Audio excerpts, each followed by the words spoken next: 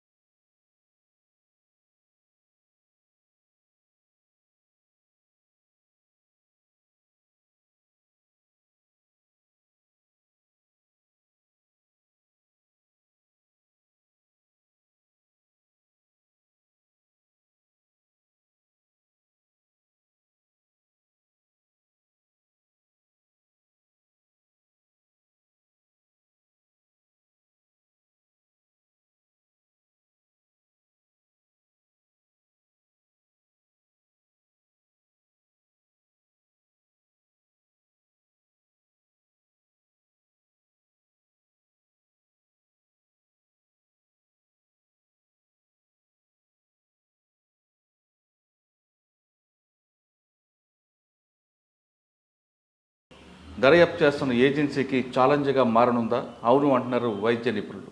ఎందుకంటే ఆమె శరీరంలో దొరికిన 150 మిల్లీగ్రాముల స్పెర్మ్ అనేది ఒకరు కాదు, గ్యాంగ్ రేప్ జరిగిందంటూ బాధితురాల తల్లి ఇచ్చిన స్టేట్మెంట్ మేరకు ఒకరు కాదు ఎంతమంది చేసి ఉండొచ్చు అనే దర్యాప్తు చేస్తున్నారు ఏజెన్సీస్.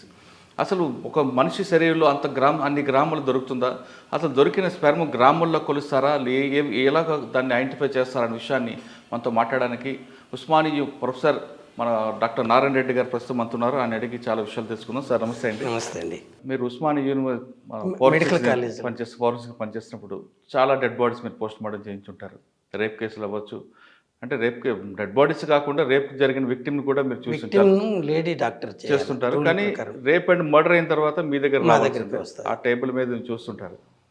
ఇప్పుడు కోల్కతాలో జరిగిన ఇష్యూలో తీసుకుంటే చాలా క్లియర్ కట్గా ఆయన 150 మిల్లీగ్రాముల స్పెర్మ్ ఆమె శరీరంలో లభించింది అంటారు. అంటే బహుశా 1.80 గ్రాములు అన్నారా ఏంటని మనకు తెలియదు. ఒకవేళ ఒక మనిషి శరీరంలో రేప్ అండ్ మర్డర్ జరిగితే ఆ శరీరంలో ఎంత స్పెర్మ్ దొరుకుతుంది? స్పెర్మ్ అనేది ఎలా కౌంట్ చేస్తుంటారు? చేసిన తర్వాత దాన్ని ఎలా డివైడ్ చేసి డైని పంపిస్తుంది? ఇక్కడ మొదటిది ఆయన మిల్లీ లీటర్లు అండాన్ని పొరపాటున మిల్లీగ్రాములు అన్నాడు. 1000 మిల్లీగ్రాములు అయితే 1 గ్రాము. బంగారం కొనడానికి బంగారు షాపులకు పోయిన వాళ్ళు 1 గ్రామ్ కాయిన్స్ అని ఉన్నాయి పూజ కోసరం. సో అది ఎంత ఉంటుందో దాన్ని 1000గా డివైడ్ చేస్తే 1 మిల్లీగ్రామ్ అవుతుంది. అటువంటి 150 మిల్లీగ్రాములు తీసుకుంటే దాని సైజు ఎంత ఉంటుందో చెప్పండి. ఇక్కడ డాక్టర్ గారు పొరపాటున మిల్లీ లీటర్లు అనడానికి బదులు మిల్లీగ్రామ్ అన్నాడు. ఇది పొరపాటు ఎవరైనా చేస్తారు, నేను కూడా చేస్తూ ఉంటాను. పొరపాట్లు జరగటం అనేది పనిచేసే వాళ్ళు అది సహజ సిద్ధం. సో దాని గురించి తప్పులు పట్టాల్సిన అవసరం లేదు. రెండవది, ఒక వ్యక్తి రతిక్రియలో పాల్గొన్న, మాస్టర్బేషన్ చేసుకున్న, అంతకు మునుపు రోజు కానీ పాల్గొనకపోతే అప్పుడు కేవలం 3 ml కంటే తక్కువ వస్తుంది. సాధారణంగా 2-3 రోజుల తర్వాత కానీ పాల్గొంటే 3 ml వరకు రావచ్చు. అదే 4-5 రోజులు గ్యాప్ ఉంటే 5 ml వరకు, మిల్లీ లీటర్లు అంటారు, అంత మాత్రమే వస్తుంది. రెండవది, రతిక్రియ సమయంలో వెజైనాలో లూబ్రికేషన్ ఫ్లూయిడ్ పుడుతుంది. బర్తోలిన్స్ గ్లాండ్స్ అని ఉంటాయి, అవి ప్రొడ్యూస్ చేస్తాయి. అది కూడా జిగటగా సెమన్ లాగానే ఉంటుంది. దానితో పాటు ఇది కలిసినప్పుడు ఈ రెండిటిని కంటితో చూసి మనం సపరేట్ చేయలేం. మామూలుగా ఈ క్వాంటిటీ ఏదైతే ఆయన మెన్షన్ చేశాడో అది రతిక్రీడలో ఆఖరికి వచ్చే టైంలో ఆమె కానీ సాటిస్ఫై అయితే అప్పుడు ఎక్కువగా సెక్రెట్ అవుతుంది. ఆ ఫ్లూయిడ్ను చూసి అతను సెమన్ అనుకొని పొరపడ్డాడు. అది నా అభిప్రాయం. ఒకవేళ రేప్ చేస్తున్నప్పుడు ఆమె తన యొక్క వ్యక్తి చేయదు కదండి, సాటిస్ఫాక్షన్ అవ్వదు కదా. రేప్ కానీ ఇంకేదన్నా కానీ అక్కడ స్పందించే ఆర్గాన్కు దీనికి సంబంధం లేదు. అక్కడ టచ్ చేసినప్పుడు మీకు అది వస్తుంది. సో అది దానికి ఎలాంటి సంబంధం లేదు. ఇప్పుడు చాలా అందుకే ఫోర్ ప్లే అంటారు. ఫోర్ ప్లే ఏమిటంటే ఆమెను దారిలోకి తెచ్చుకోవడానికి అక్కడ అది ప్రొడ్యూస్ చేసేంత వరకు వీడు ఆర్గాన్ని దాని వెజైనాలోకి పెట్టాడు. ఎందుకంటే మంట పెడుతుంది, నొప్పి పెడుతుంది. కాబట్టి అంతవరకు వాడు ఇవి చేసిన తర్వాతనే అది లూజ్ అవుతుంది వెజైనల్ వాల్స్. తర్వాత ఈ ఫ్లూయిడ్తో అది లూబ్రికంట్గా పనిచేస్తుంది. మేల్ ఆర్గాన్ ఈజీగా పోతుంది. ఇది ఆమెకి ఇష్టం లేకుండా చేసినా కూడా ఆ శరీర అవయవాలు దాంట్లంతకు అవే స్పందిస్తాయి. ఓకే, అంటే మెదడుతో పని లేదు. మెదడుతో దానికి పని లేదు లేడీస్కు. యాక్చువల్గా జెంట్స్కి అయితే మెదడు సరిగా పని చేయకపోతే ఆ ఆర్గాన్ గట్టిపడదు, నిల్చోదు. అంతేగాని లేడీస్ అందుకే ప్యాసివ్ ఏజెంట్స్ అంటారు సెక్స్లో. వాళ్ళకి ఇష్టం లేకున్నా సెక్స్లో పాల్గొంటారు. ఈ రకమైన వెజైనా నుంచి స్పందన దానంతకదే వస్తుంది. సార్, అంటే రేప్ చేయకుండా మామూలు ఇద్దరి మధ్యన అంగీకారంతో పాల్గొంటే ఏమి ఎంత వస్తుందండి? అంగీకారంతో పాల్గొన్నా ఆమె అంగీకారంతో లేకపోయినా అది వచ్చేది అంతే వస్తుంది. దానికి సంబంధం ఉండదు. ఒకవేళ మీ దగ్గరికి ఇటువంటి కేసు చాలా వచ్చి ఉంటాయి. వచ్చినప్పుడు మన స్పెర్మ్ని ఎలా డివైడ్ చేస్తారండి DNA టెస్ట్ కోసం? అంటే మీరు ఇందాక చెప్తున్నట్టుగా ఆమె దగ్గర నుంచి లూబ్రికెంట్ వస్తుంది, ఇక్కడ స్పెర్మ్ ఉంటుంది కాబట్టి రెండు ఒకటే కలర్ ఉంటాయి కాబట్టి రెండు ఎలా డివైడ్ చేస్తారు? దాన్ని డివైడ్ చేసేది ఏమి ఉండదు. ఇక్కడ ఒక స్వాబ్ తీసుకుంటాము. ఆ స్వాబ్ను ఫారెన్సిక్ సైన్స్ ల్యాబొరేటరీకి పంపుతాము. అక్కడ వాటిలో స్పెర్మటోజోవా ఉందా అని చూస్తారు. స్పెర్మటోజోవా అంటే దాంట్లో DNA ప్రొఫైల్ తీసుకుంటారు. ఆ DNA ప్రొఫైల్ను వీడి DNA ప్రొఫైల్తో కంపేర్ చేస్తారు. వీడి DNA ప్రొఫైల్కి కూడా చాలా ఈజీ. ఒక స్వాబ్ తీసుకొని లేకపోతే గ్లాస్ది మొద్దుగా ఉండేది పక్కన నుంచి ఇలా అని దాని నుంచి పంపితే ఈ మన సెల్లో శరీరంలో ఉండే జీవకణాల్లో ప్రతి కణంలోన 46 క్రోమోజోమ్స్ ఉంటాయి. ఆమెలో మాత్రం ఇది స్పెర్మ్లో కానీ ఆ స్త్రీ యొక్క అండములో కానీ కేవలం 23 ఉంటాయి. ఆ 23 కలిస్తే 46 క్రోమోజోములతో మొదటి పిండం ఏర్పడుతుంది. అది డివైడ్ అయ్యి దీంట్లో ఉంటుంది. కాబట్టి దీంట్లో ఎంత అనేది ఏమి ఉండదు. వీళ్ళు చూసేది ఆ స్పెర్మ్ ఏమన్నా ఉందా, ఆ స్పెర్మ్లో ఉన్నటువంటి DNA అనేది క్రోమోజోమ్స్లో ఉండేది. అది క్రోమోజోమ్స్ వేరు, క్రోమోజోమ్ లోపల ఉండేది DNA. వీటిని ఇతని యొక్క వేరే సెల్ న్యూక్లియస్ DNA నుంచి కంపేర్ చేస్తారు. అవన్నీ యాజ్ ఇట్ ఈజ్గా కానీ మ్యాచ్ అయితే అది అతని సెమనే గుర్తిస్తారు. అది DNA టెస్ట్. కాబట్టి దీంట్లో ఈ టెస్టులు చేస్తే ఇమీడియట్గా ఆ స్వాబ్ తీసుకొని వాడేనా కాదా అనేసి కన్ఫర్మ్ అయిపోతుంది. ఏమి టెస్ట్ చేయకపోయినా కూడా. అంటే ఒకరు కాకుండా గ్యాంగ్ రేప్ జరిగింది అనుకోండి, అప్పుడు ఎక్కువ మంది DNA కనపడుతుంది. అంటే అక్కడ స్పెర్మ్ అంత ఉంటుంది అంటారా? ఎవరి స్పెర్మ్ వాళ్ళది వస్తుంది, అదే దాంట్లోనే లోపల ఉంటుంది. ఆ DNAలో వీళ్ళకు అందరిది వస్తుంది. సో మల్టిపుల్ మేల్ DNA వస్తుంది. మేల్ DNAని ఎట్లా గుర్తిస్తారంటే అది Y క్రోమోజోమ్ కానీ ఉంటే, వాళ్ళు పరీక్ష చేసిన వాటిల్లో అది కానీ ఉంటే మేల్ DNA అంటారు. లేకపోతే వాళ్ళకు కూడా మేల్కి కూడా XX ఒకటి ఉంటుంది, అది ఫిమేల్కి సంబంధించింది. XY అని ఉంటుంది. XX క్రోమోజోమ్ కానీ పరీక్ష చేస్తే చేయలేరు. కానీ ఇతని దగ్గర నుంచి చాలా ఇవి తీస్తారు కాబట్టి మల్టిపుల్ స్పెర్మ్స్ నుంచి ఈ DNA ప్రొఫైల్ చేస్తారు కాబట్టి దాంట్లో Y క్రోమోజోమ్ కనపడుతుంది. అన్నీ XX ఉండవు. ఒక దాంట్లో X ఉంటుంది, ఒక దాంట్లో Y మాత్రమే ఉంటుంది. ఎందుకంటే 46/23 కదా అయ్యేది. లాస్ట్ పేర్ ఆఫ్ క్రోమోజోమ్స్ వచ్చేసి స్త్రీలో అయితే XX ఉంటుంది, పురుషుల్లో అయితే XY ఉంటుంది. ఈచ్ స్పెర్మ్లోన అది 22X ఉంటుంది, లేకపోతే 22Y ఉంటుంది. స్త్రీలో మాత్రం 22X 22X మొత్తం 23. అంటే గ్యాంగ్ రేప్ చేసిన కూడా మన DNA డివైడ్ చేయొచ్చు. అంటే డిఫరెంట్ DNA ప్రొఫైల్స్ వస్తాయి. ఒకటి కొంతమంది రేప్ చేసిన తర్వాత వాష్ చేసుకొని వెళ్తుంటారు. అది వాష్ చేసినా కూడా పైన వాష్ చేస్తే కాదు, అది లోపల వెజైనాలకి సర్విక్స్ ఇట్లా నెక్ అంటారు, అది ఇలా ప్రొచ్చి ఉంటుంది. ఇక్కడ పోస్టీరియర్ పార్నిసెస్ వెనకాల అక్కడ ఉంటుంది. అక్కడ ఉండే DNA కన్నా మామూలుగా అయితే ఇప్పటి వరకు 14 రోజుల తర్వాత కూడా ఐడెంటిఫై చేశారు. మామూలుగా అయితే 4-5 రోజుల వరకు దొరుకుతుంది అక్కడ. వీళ్ళు బయట వాష్ చేసుకుంటారు, లోపల కాదు.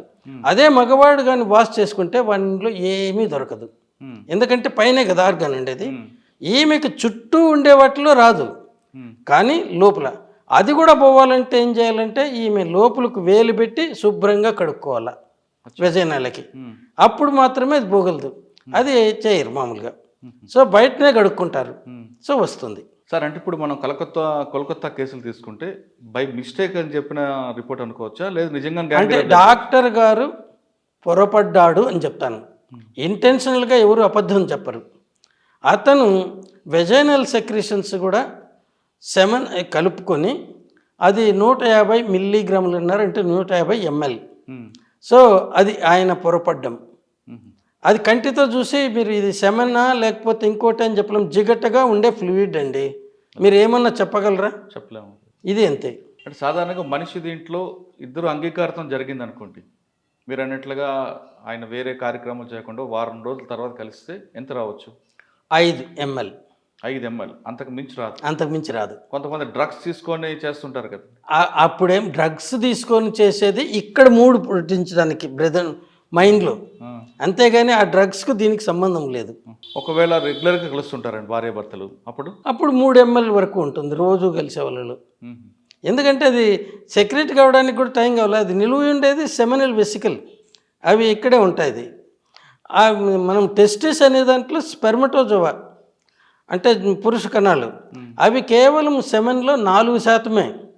ఇంకా 96% ఇక్కడి నుంచి ప్రొడ్యూస్ చేయండి వాళ్ళకు. అందుకే వ్యాసెక్టమీ చేసిన వాళ్ళకి కూడా సెమెన్ వస్తుంది. అక్కడ టెస్టిస్లో ప్రొడ్యూస్ అయింది రాలేదు కదా. వ్యాసెక్టమీ అంటే ఏంటి? ఆ కనెక్షన్ తీసేయటము. సో సెమెన్ ఆటోమేటిక్గా ఉంటుంది. వాళ్ళు రెగ్యులర్ ఇంటర్ కోర్సులో పాల్గొంటారు, వాళ్ళలో సెమెన్ వస్తుంది. అంటే వారంకి ఒకసారి కలిస్తే వాళ్ళు 5 ml వరకు రావచ్చు. ml అంతే, మిల్లీ లీటర్లు, మిల్లీగ్రామ్స్ కాదు. దాన్ని సెంటీమీటర్లు పెట్టాలంటే క్యూబిక్ సెంటీమీటర్ అంటారు. Okay, 1 centimetre. సార్, సాధారణంగా కొంతమంది పిల్లలు ప్లానింగ్ చేసుకుంటారు కొంతకాలంతో చేద్దామని, కానీ ఒక్కొక్కసారి వాళ్ళు అన్ఎక్స్పెక్టెడ్ కలిసిపోవడం వల్ల, మీటింగ్ అవ్వడం వల్ల పిల్లలు పుడుతుంటారు. పిల్లలు కలగాలంటే ఏం చేయాలి, లేదు కొంచెం ఫ్యామిలీ ప్లానింగ్ చేసుకోవాలనుకుంటే ఏ విధంగా వాళ్ళు మీటింగ్? అది న్యాచురల్ పద్ధతిలో అయితే సేఫ్ పీరియడ్ అని ఉంటుందండి. మామూలుగా సాధారణ స్త్రీలలో ఎక్కువ మందికి 4 వారాలకు ఒకసారి ఋతుస్రావం అవుతుంది. కొద్దిమందిలో వేరియేషన్ ఉంటుంది. కొద్దిమందిలో 20 రోజులకు కూడా కావచ్చు, 35 రోజుల వరకు లోయెస్ట్ అండ్ మ్యాక్సిమం పెట్టారు.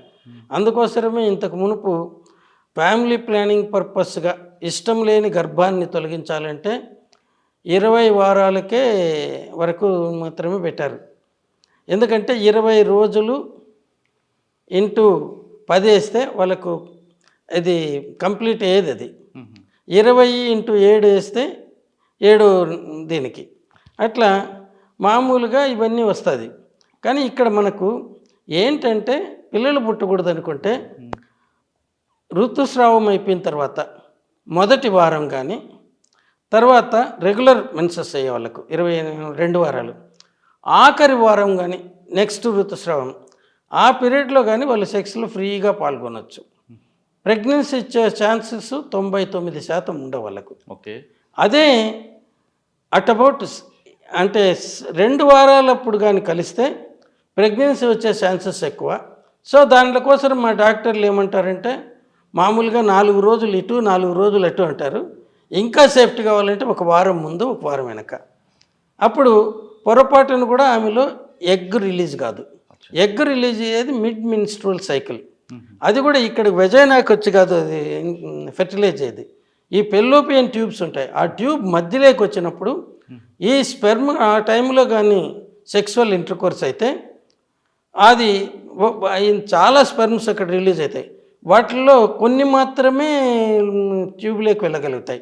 వాటికి తోక ఒకటి ఉంటుంది, ట్యాడ్పోల్స్ అని కప్పలు పెట్టినారు కదా, ఆ ట్యాడ్పోల్ యాక్షన్స్తో పైకి ప్రాకుతాయి. దానిలో అన్ని ఒకసారి దగ్గర ఫ్యూ మిలియన్స్ రిలీజ్ అవుతాయి. వాటిలో ఒక్కటి మాత్రమే పోయి అండంతో కలవగలదు. అది ఫెర్టిలైజ్ అయ్యి సింగిల్ ఎగ్గా సింగిల్ సెల్ ఫార్మ్ అవుతుంది. ఆ సింగిల్ సెల్లో 46 క్రోమోజోములే ఉంటాయి. ఆమె నుంచి 23, వీడి నుంచి 23, అంటే మన కంప్లీట్ నార్మల్ సెల్లో ఉండేంత. అది మల్టిపుల్ అవుతూ ఒక ముద్దలాగా అవుతుంది. దాన్ని బ్లాస్టోసిస్ట్ అంటారు. ఆ స్టేజ్లో అది యూట్రస్ లేకొచ్చి అక్కడ ఇంప్లాంట్ అవుతుంది. అక్కడ ఇంప్లాంట్ అయిన తర్వాత పెరిగి 9 నెలల వరకు సుమారు అప్పటి వరకు పెరిగి బయట వస్తుంది. ఇది పిండం ఏర్పడేది. అక్కడ నుంచి వచ్చిన అండం మగవాడితో కలిసి క్రాస్ అయిన తర్వాత అది అప్పటికి అది అక్కడికి వచ్చి ఉంటుంది, ఆ పెల్లోపియన్ ట్యూబ్ మధ్యలోకి. ఈ స్పెర్మ్ కూడా అక్కడికి వెళ్తుంది. అన్నీ పోలేవు, కొన్ని మాత్రమే. ఆ పోయిన వాటిల్లో ఒకటి మాత్రమే కలవగలుగుతుంది. అప్పుడు ఒక సింగిల్ సెల్గా ఫామ్ అవుతుంది. ఆ సింగిల్ సెల్ నుంచి ఏకకణ జీవి నుంచి ఇంత పెద్ద ఆకారాలు పుడతాయి. ఇంకా ఈ డిఎన్ఏ అనేది ఏంటంటే ఆ క్రోమోజోముల్లో ఉండేది. ఇది పుట్టబోయే బిడ్డ రూపురేఖలు ఎలా ఉంటాయి, ఎంత ఎత్తు పెరగలడు, ఆయన ఇంటెలిజెన్స్ ఎట్లుంటుంది, ఆయన శరీర అవయవాలు ఎట్లా ఉండబోతాయి, వీటినన్నిటినీ కూడా క్రోడీకరించి నిలిగి ఉంటుంది. దాని నుంచేనే మనకి ఏ ఏజ్లో ఏ మార్పులు రావాలనేది కూడా ఉంటుంది. అందుకే దీన్నంతా కూడా మనం ఏదో చదువుతాం, కానీ వీటిని కానీ తెలుసుకుంటే ఇంతకంటే మహామాయ ఇంకెక్కడ ఉండదు. సార్, కొంతమంది ట్విన్స్ పుడతారు, కొంతమంది 6, 3 కానుపులు కంటారు. అప్పుడు ఎలా? ట్విన్స్ పుట్టే రకంలో 2 ఉండదు. యూనివోలర్, ఇప్పుడు నేను ఇట్లా చెప్పినాను కదా, పిండం ఫామ్ అవుతుందండి. ఒకటి ఫామ్ అయ్యి వెజైనాలో ఉన్నప్పుడు పిండం ఏర్పడేటప్పుడు, అంటే అక్కడి నుంచి ఒక ముద్దలాగా వస్తుంది, దాన్ని బ్లాస్టోసిస్ట్ అంటారు. అది అనుకోకుండా 2గా చీలుతుంది. 2గా చెల్లి 2 పిల్లలు బయట వస్తారు. వాళ్ళిద్దరూ మేల్ కానీ ఫిమేల్ కానీ ఉంటారు. ఇద్దరు మేల్ ఆర్ ఫిమేల్. దాంతో అతను ఇది వచ్చి వాళ్ళిద్దరి డిఎన్ఏ ఒకటిగా ఉంటుంది, కానీ ఫింగర్ ప్రింట్స్ మాత్రం డిఫరెంట్గా ఉంటుంది. ఇవి తల్లిదండ్రుల నుంచి సంక్రమించేటివి కాదు, కానీ డిఎన్ఏ ఫింగర్ ప్రింట్ మాత్రము ఆ యూనివోలర్, అంటే ఒక పిండం నుంచి 2గా డివైడ్ అయి పుట్టిన వల్ల ఒకటిగానే ఉంటుంది.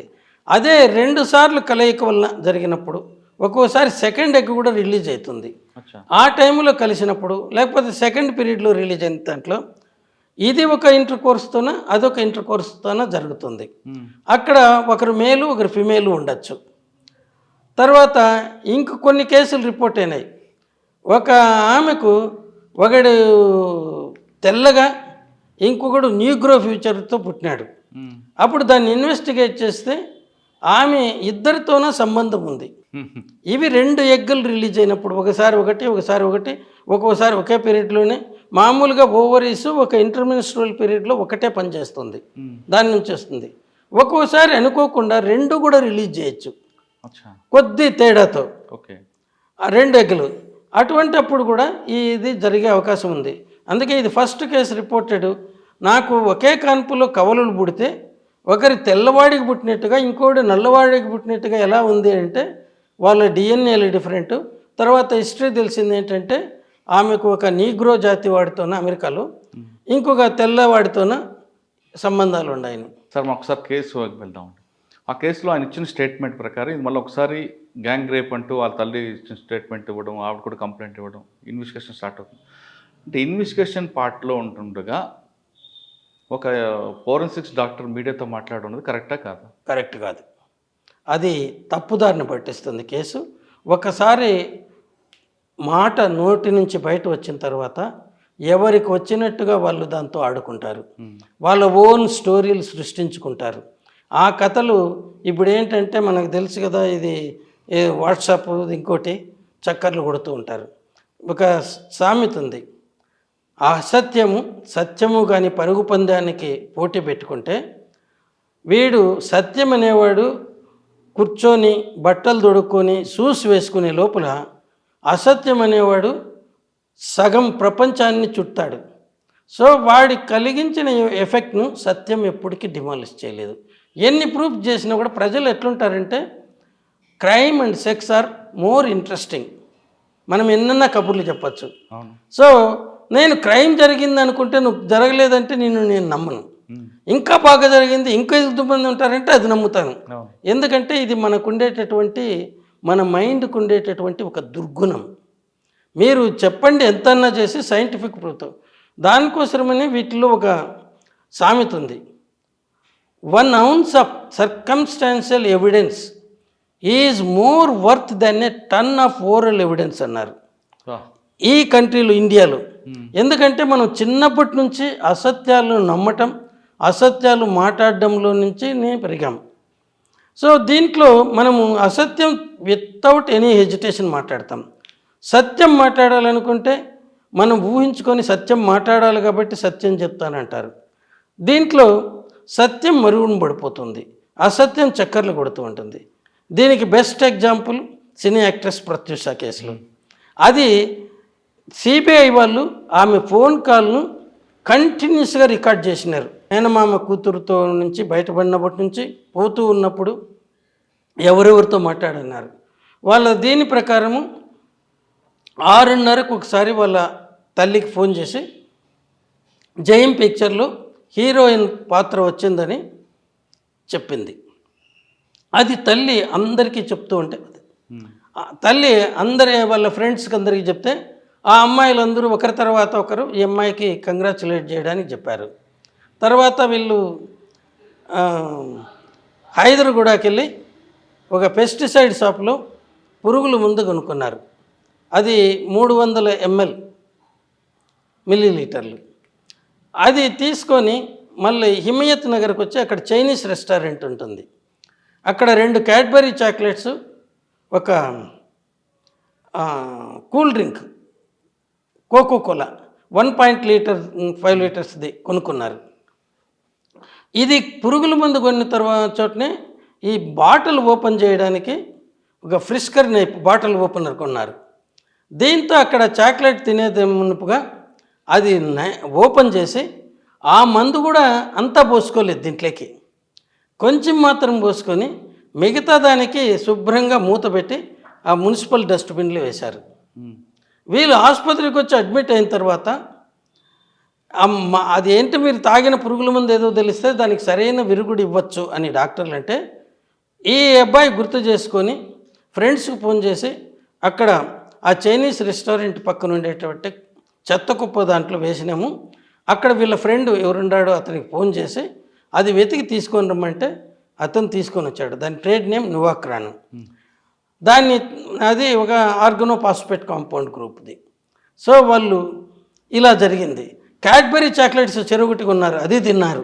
దాంతోనే స్టమక్ ఫ్లూయిడ్ బ్రౌన్ కలర్ వచ్చింది. తర్వాత అబ్బాయిలు స్టమక్ ఫ్లూయిడ్లో స్టమక్ వాష్ చేసినప్పుడు 4.1 mg/100 ml వచ్చింది. ఈ అమ్మాయిలు మాత్రం 29 mg/100 ml వచ్చింది. ఇది కానీ బయట పెడితే ఏమంటారు, ఈ అమ్మాయి తక్కువ తాగింది, వాడు ఎక్కువ తాగింది, వాడెందుకు చావలేదంటారు. కానీ ఇద్దరు ఒకే మోతాదులోనే తాగింటారు.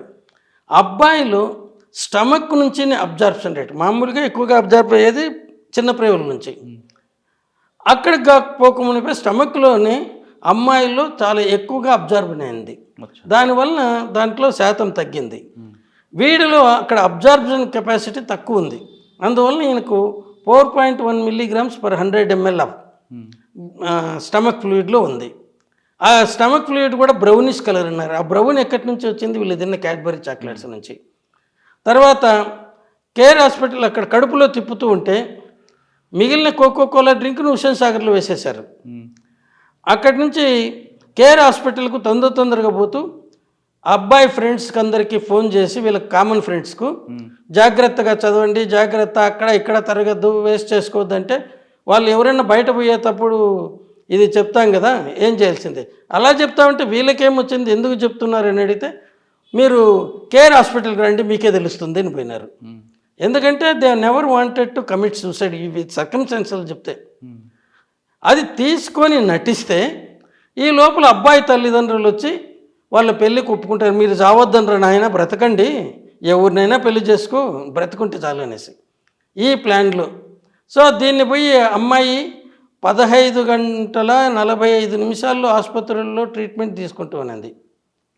ఆసుపత్రిలో ఆమె చేరిన 1.5 అవర్కు 1.5 గంటకు ఆ తల్లి ఇమీడియట్గా ఆమెకు ఫోన్ పోయింది, మీ అమ్మాయి ఆసుపత్రిలో ఉంది, కేర్ హాస్పిటల్ బంజారా హిల్స్లోని. అక్కడి నుంచి ఆటో తీసుకొని కొడుకుని తీసుకొని ఇక్కడికి వచ్చేప్పటికి 9:30 అయింది. 9:30, 10 మధ్యలో కొద్దిసేపు ఆమెను ఇంటెన్సివ్ కేర్లో ఉండటంతో అనుమతి చేయలేదు, ఎవరిని కానీ అనుమతి చేయరు. ఆ అమ్మాయి కొద్ది కాన్షియస్నెస్ తెచ్చుకొని కొద్దిగా బయటపడిన తర్వాత మళ్ళీ ఈమెను లోపలికి చేసినప్పుడు ఈమె ఇచ్చిన స్టేట్మెంటు 14వ తేదీ మార్చి 2002లో అన్ని పేపర్లోనూ వచ్చింది.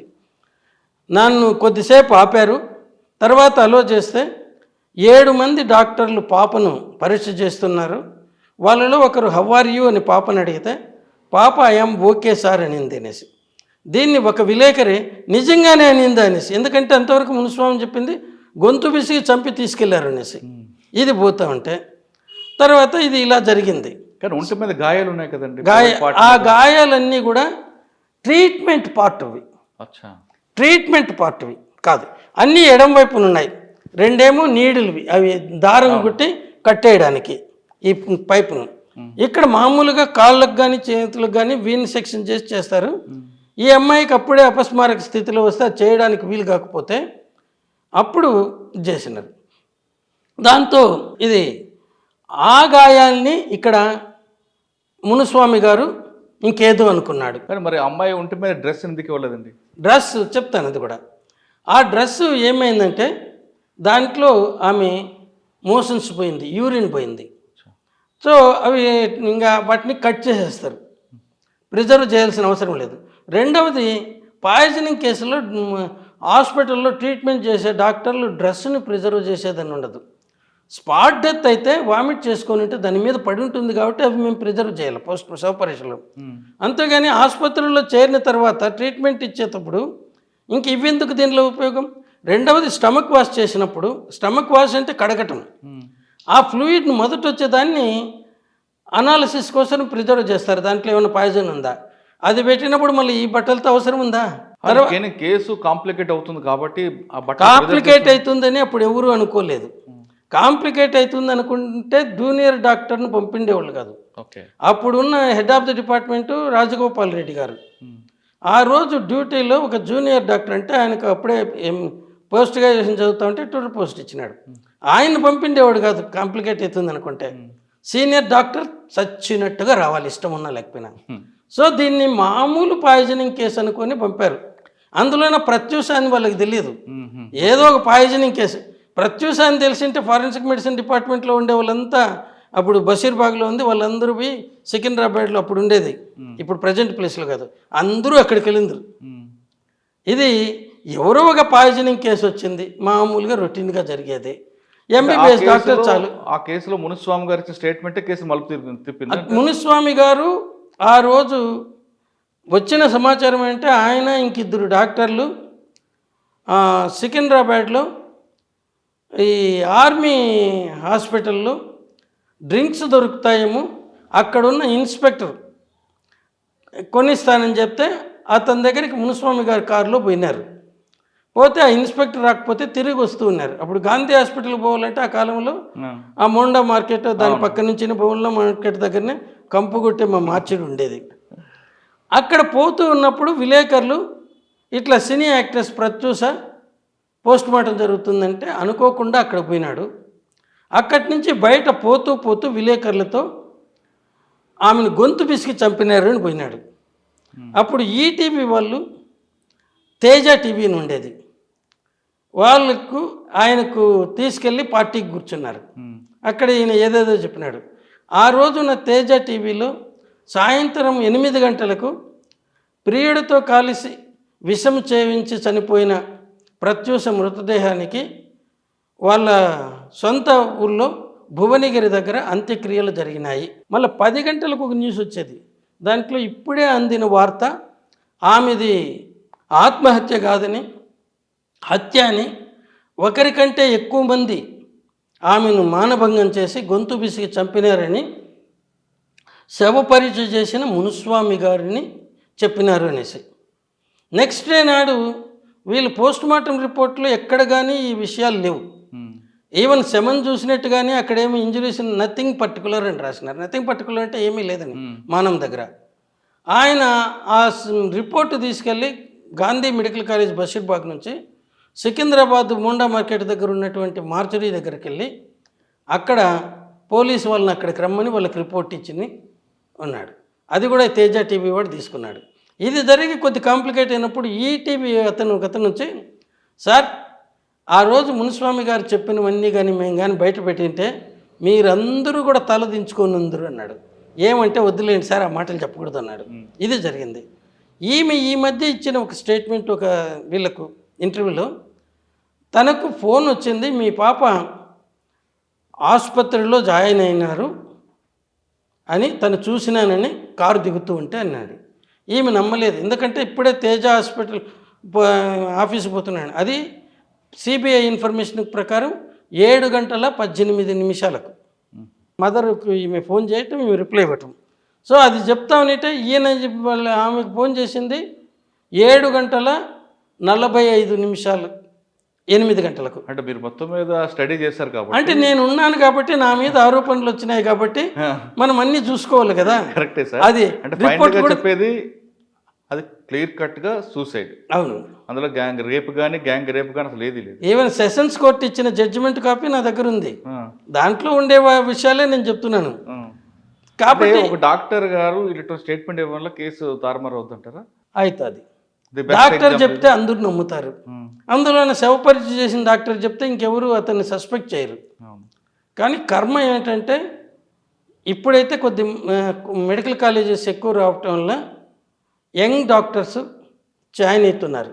అప్పుడైతే ఏ సబ్జెక్ట్లోన పీజీ సీటు రాని వాళ్ళు కొన్ని వేల మంది మాకు ఏది వద్దు ఎంబీబీఎస్ డిగ్రీ చాలు అనుకునే వాళ్ళు అనాటమీ, ఫిజియాలజీ, ఫార్మకాలజీ, ఫారెన్సిక్ మెడిసిన్కు ఆప్ట్ చేసేవాళ్ళు.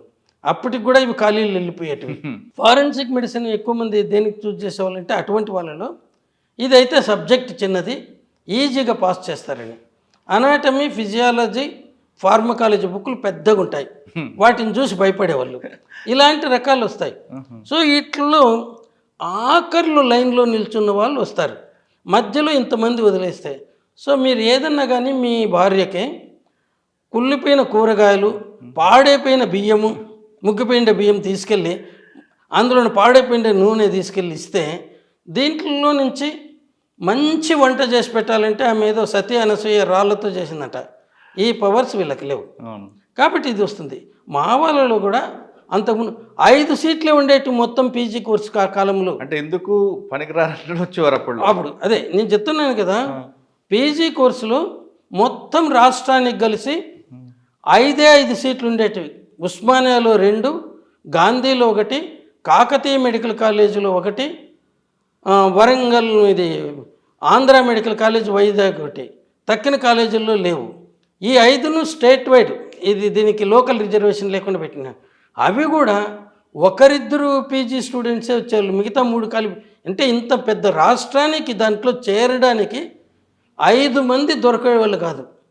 సో ఈ పరిస్థితుల్లో మీరు ఇంకా క్వాలిటీని గురించి దీన్ని చూసే 1958లోనే ఇక్కడ క్వాలిటీ పెంచాలంటే మంచి ఇన్సెంటివ్స్ తీసి డాక్టర్లు యంగ్గా ఉండే డాక్టర్లు దీంట్లోకి తీసుకుంటే ఇక్కడ అభివృద్ధి చెందుతారంటే ఈ రోజు వరకు ఇలాంటి యాక్షన్ లేదు, స్పందన. ఈవెన్ మెడికల్ కౌన్సిల్కి ఇచ్చిన రిపోర్ట్లో కూడా అదే ఉంది. ఓకే, ఇది సో ఇది తప్పు చేసి మెడికల్ కౌన్సిల్ది, రాష్ట్ర ప్రభుత్వాలది. సార్ ఫైనల్గా కోల్కతా డాక్టర్ గారు ఇచ్చిన స్టేట్మెంటు చూస్తుంటే వింటుంటే ఇది మరో ప్రత్యక్ష కేసులాగా మారే అవకాశం ఉందంటారా? ఏం మారడానికి లేదండి. ఇప్పటికే డిఎన్ఏ ప్రొఫైలింగ్ అయిపోయింది అలా. ఎందుకంటే ఇది 9వ తేదీ జరిగింది. అంటే ఆ కేసులాగా ఏమైనా మిస్టరీగా ఉంటుందంటారా? చెప్పారండి, డిఎన్ఏ ప్రొఫైల్కి పంపాలా. Central state government forensic science laboratory in Kolkata is one of the best laboratories in the country. తర్వాత సిఎఫ్ఎస్ఎల్ ఉంది, central forensic science laboratory, Srinagar, కోల్కతాలో. అవునా? ఓకే. అది మన హైదరాబాద్ సెంట్రల్ ఫారెన్సిక్స్ ల్యాబొరేటరీ కంటే గొప్పది, అన్ని ఫెసిలిటీస్ ఉండేటివి. ఇప్పుడు సిబిఐకి ఇచ్చాడు 2 రోజుల నుంచి. సిబిఐ వాళ్ళు ఇమీడియట్గా ఇది తీసుకెళ్ళి అక్కడ ఇవ్వాలా, అదే సమయంలో స్టేట్ ఫారెన్సిక్ సైన్స్ ల్యాబొరేటరీలు కూడా ఇవ్వాలా.